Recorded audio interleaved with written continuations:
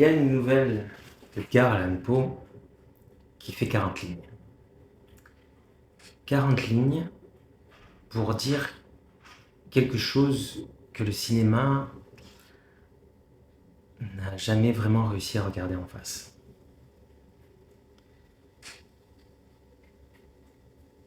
Cette histoire,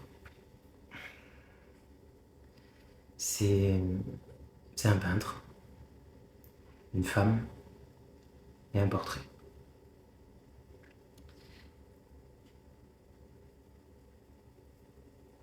Il l'a peint pendant des semaines. Il est absorbé par le travail.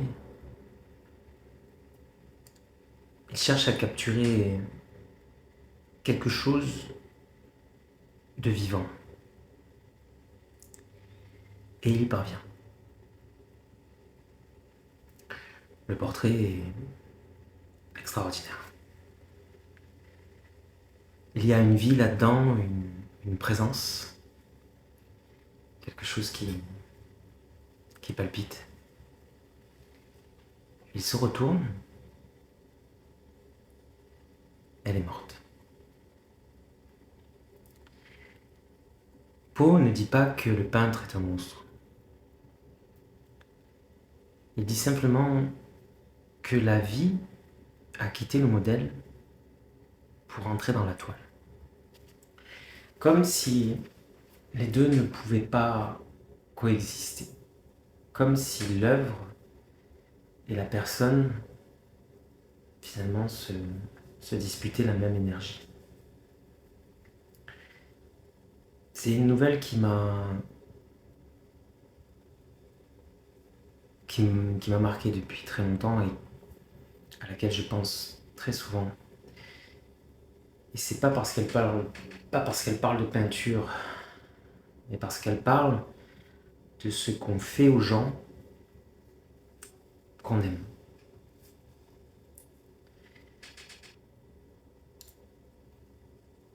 En 1962, Jean-Luc Godard filme celle qui est à l'époque sa femme, Anna Karina.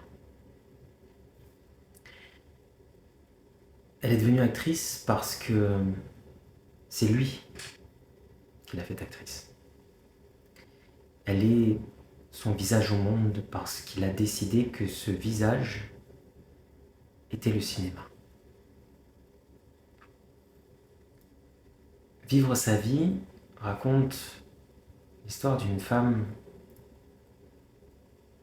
qui, par des circonstances de la vie, devient prostituée. Godard filme ça avec une froideur clinique. Et au centre de cette histoire, il y a ce visage. Il y a ce visage qu'il aime. Ce visage qu'il utilise. Dans la scène du café, elle pleure en regardant La Passion de Jeanne d'Arc de Dreyer. Et les larmes sont vraies. Et Godard les a regardées. Il ne lui avait pas dit qu'il filmait. Est-ce que c'est une trahison? Est-ce que c'est du génie? Anna Karina a dit, des années plus tard, des décennies même, que ces années étaient pour elle les plus belles, mais aussi les plus douloureuses de sa vie. Ce que Godard a compris, c'est que la vérité d'une personne ne lui appartient pas entièrement. Il y a quelque chose dans l'autre qui dépasse l'autre. Et que l'art peut le capturer. Le problème, c'est que capturer quelque chose à quelqu'un, même avec amour, même avec génie, ça reste prendre.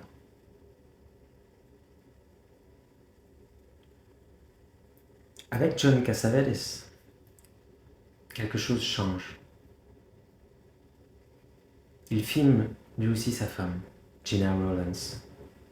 Pendant 20 ans, il la met dans des états que peu d'acteurs accepteraient. La, la vulnérabilité, la vulnérabilité totale, la limite.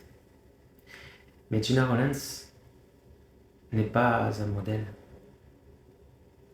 Elle est co-auteure. Elle a dit dans des interviews qu'elle exigeait ces rôles-là parce que elle avait besoin de cet espace pour exister pleinement. Alors, est-ce que le consentement change tout? Peut-être. Mais même là, regardez ce que Cassavetes prend. Les larmes, les crises. La frontière entre Gina et le personnage est complètement dissoute et de façon intentionnelle. Alors oui, elle a dit oui. Mais il prend tout de même plus que ce qui était prévu. Le consentement en art, c'est rarement un contrat précis. C'est une porte qu'on ouvre. Et parfois, l'autre entre dans des pièces qu'on ne lui avait pas montrées.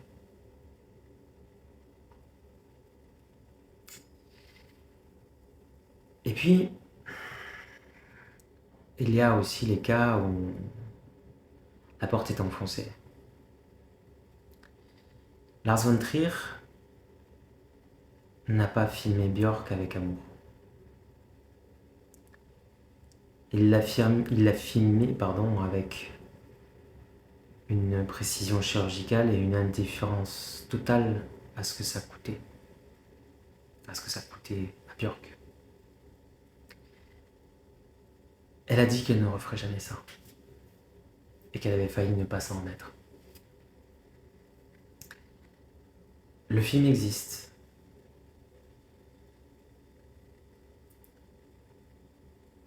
Et il est bouleversant.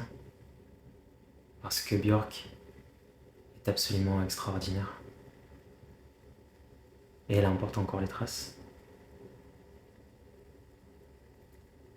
Voilà la question que Poe posait sans la poser.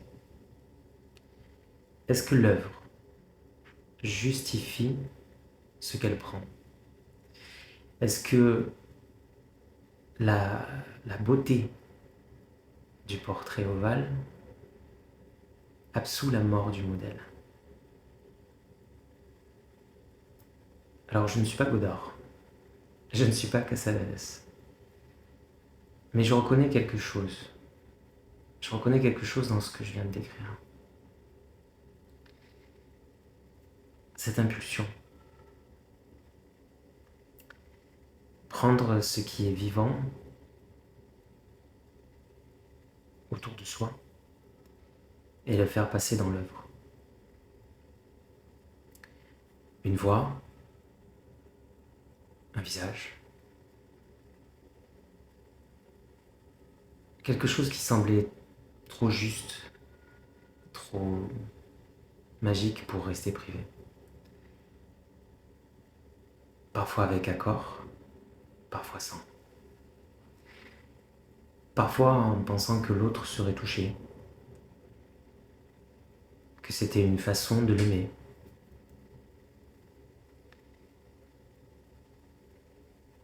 Et là je m'arrête. Parce que depuis le début de cette vidéo, j'ai parlé et j'ai utilisé leurs images. Leurs images. Karina qui pleure, Gena Rowlands, le visage fermé de Björk. Je les ai prises pour parler de ce que l'art prend aux gens. Et je suis entré dans le dispositif sans vraiment m'en apercevoir. Ou peut-être m'en apercevoir. Je n'en suis plus sûr. Mais vous aussi? Vous avez regardé ces images? Vous avez peut-être été ému par elles, par ces visages ouverts sur quelque chose de douloureux. Et à aucun moment vous ne vous êtes posé la question, parce que c'est le dispositif. On entre et on oublie qu'il y a des gens dedans, des gens réels, qui ont pleuré pour de vrai, ont souffert pour de vrai, et dont on consomme l'exposition comme si c'était normal. Parce que c'est le cinéma, parce que c'est l'art, parce que c'est comme ça depuis toujours.